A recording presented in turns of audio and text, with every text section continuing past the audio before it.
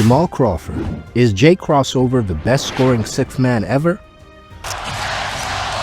Crawford for Atlanta. Shot clock at 4. Crawford for 3. Got it! He's good.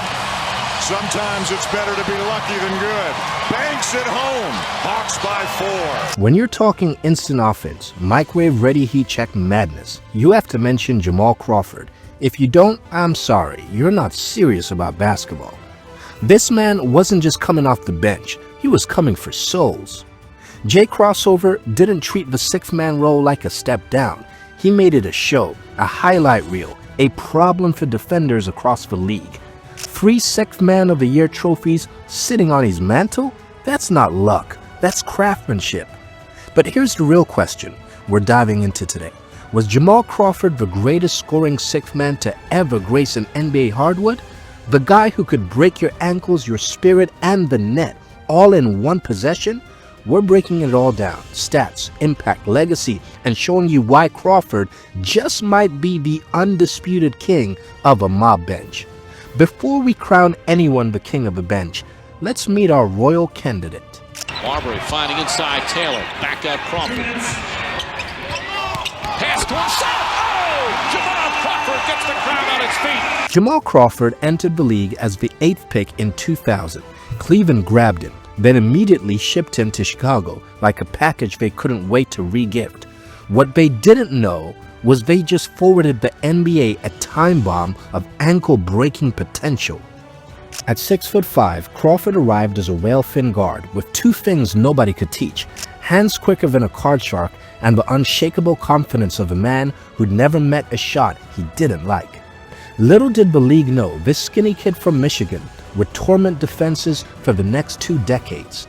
Yes, 20 seasons, he carved out a reputation as one of the most unpredictable and electric scorers the NBA had ever seen. Crawford wasn't the face of the franchise. He wasn't selling out jerseys coast to coast. Instead, he became basketball's ultimate mercenary.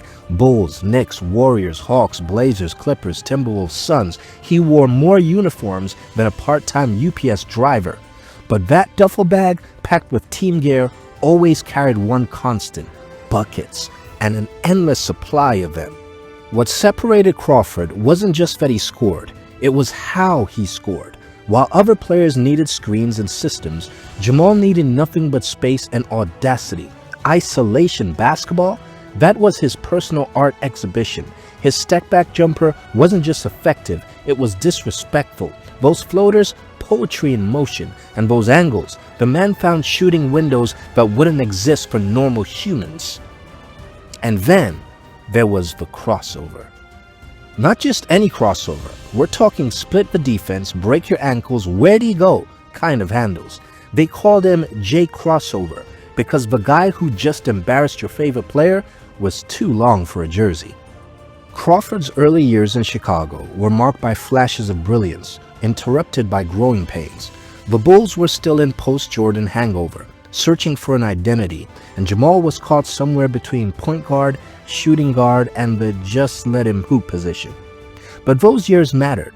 That's when he sharpened the tools, the off-the-dribble shot creation, the infinite bag of crossovers, and the ability to heat up faster than popcorn in a microwave. It wasn't until he landed with the Knicks in 2004 that Crawford found his true calling. What most players would see as a demotion, moving to the bench, Crawford saw as liberation, no longer constrained by traditional point guard duties or starter expectations. He transformed into a basketball assassin, deployed precisely when maximum damage was needed. By 2009 in Atlanta, the Crawford sixth-man experience was in full effect. While other bench players tried to maintain what the starters built, Crawford came in to transform it completely. His game was basketball's equivalent of a plot twist: minimal setup, maximum impact. There's a certain rhythm most players need, a warm-up, a few easy buckets, maybe a free throw. Crawford, man, stepped onto the court like he'd been playing for an hour already, cold to scorching in 60 seconds flat. He didn't wait for the moment, he was the moment. That rare firepower, it made him the ultimate sixth man, The shake and bake move became his signature. That subtle hesitation into a lightning fast crossover that left defenders grasping at ghosts. Crawford didn't just have one crossover. He had an entire arsenal. Behind the back, hesitation, through the legs, each more devastating than the last. Defenders knew what was coming and still got cooked. During his prime years, 2009 to 2016, Crawford collected sixth man trophies like they were souvenirs, 3 in total, tying Lou Williams for the all-time record. But what makes Crawford's achievement more impressive? He won them with different teams, in different systems, and across different eras. That's greatness, adapting and still dominating. The stat sheet shows nearly 15 points per game in just 29 minutes during this stretch, but numbers barely tell the story. Crawford's real value was psychological. When he rose from the bench, you could feel opposing coaches tense up. Game plans disintegrated. Defense assignments became panic assignments. Which Crawford are we getting tonight? They wondered. The three-point assassin, the mid-range Mysterio, the drive and dish wizard? This wasn't just a player entering the game. It was a basketball problem with no solution. Despite his reserve role, Crawford's scoring eruptions were legendary. He dropped 50 points off the bench for 3 different franchises, the only player in NBA history with that claim. His most mind-bending achievement? Torching defense for 51 points at age 39 with Phoenix, the oldest player ever to cross the half-century mark in a game. Crawford didn't just accumulate points, he created moments. Like Game 4 of the 2014 playoffs against the Warriors, when Crawford came off the bench and dropped 21 points in 25 minutes, including that dagger free with 1 minute 23 seconds left that sealed the Clippers' comeback win. Or that 2010 Hawks-Celtics game where he erupted for 18 fourth-quarter points, single-handedly outscoring Boston's entire team in the final frame.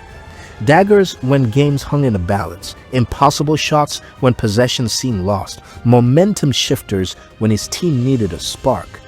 But to truly understand JCrossover's legacy, we've got to go back to why we're here. Where does Jamal Crawford stand among the all-time great sixth men? Let's be real, there's no shortage of elite sixth men in NBA history. Lou Williams, Manu Ginobili, even Kevin McHale and Jason Terry. All killers, all clutch, all iconic in their own way. But if you're building a dream team and you need buckets right now, no warm-up, Jamal Crawford is your first call. Lou Will is probably the closest comparison. Both won Sixth Man of the Year 3 times. Both gave second unit absolute nightmares. Lou might have been a little more efficient. He averaged 14.9 points off the bench to Jamal's 14.3. But here's the difference. Lou was smooth, Jamal was electric. Lou was surgical, Jamal was unpredictable. Lou was methodical, Jamal was magic. Lou gave you highlights, Jamal gave you memories. Manu Ginobili, though, was a different kind of sixth man. While Crawford was creating offensive masterpieces, Manu was collecting championship hardware in San Antonio. 4 rings speaks volumes, but Manu had Tim Duncan, Tony Parker, and the greatest system in modern basketball. Jamal often was the system, the offensive line for teams desperate for points. Call Manu the most valuable sixth man. Call Jamal the most explosive.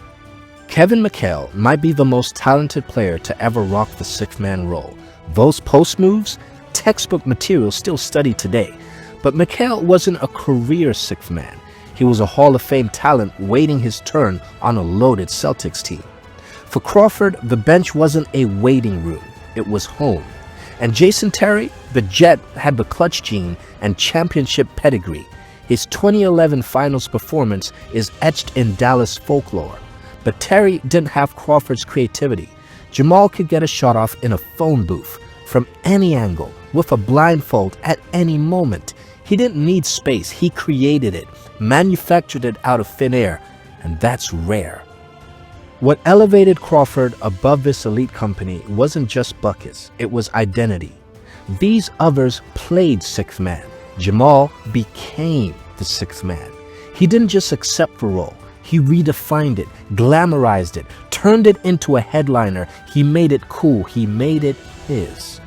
And the league noticed.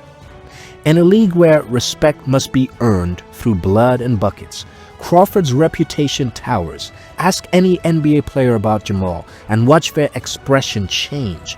The slight head shake, the knowing smile, universal signs of respect for a man who broke ankles without breaking a sweat. Chris Paul, one of the greatest point guards ever, called him one of the toughest covers in the league. Dwayne Wade marveled at his creativity. Durant and LeBron, players who have seen it all, gave Crawford his flowers, not just for his highlights, but for the sheer mastery behind them. Crawford's peers didn't just admire him, they studied him, they stole from him, they tried to replicate that effortless cool, that playground genius in NBA arenas. Few succeeded. Even in retirement, the Crawford effect continues. You'll spot him mentoring young ballers, passing down secrets of a handle like precious family heirlooms. At Pro-Ams, he still gives crowds flashbacks, proving some skills never fade. Now, as an analyst, he breaks down games with the same smooth control that once broke down defenses. Jamal Crawford wasn't just a great sixth man. He was the purest scorer off the bench the league has ever seen. He could improvise on demand, create rhythms nobody saw coming, and turn random possessions into standing ovations, and without a doubt, the most entertaining. If you needed one guy to walk into the game cold and get you 20 before the quarter's over, Jamal Crawford was that guy. No hesitation, no warm-up, just buckets.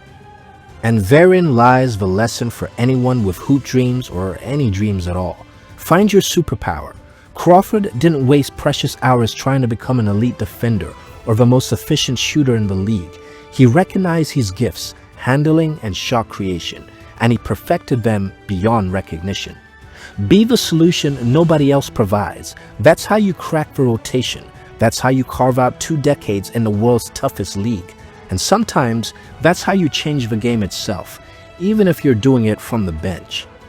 If this breakdown had you reaching for your basketball, hit that like button, subscribe for more NBA content that goes beyond the box score, and drop a comment. Whose journey should we tell next? Thanks for watching. We'll see you in the next one.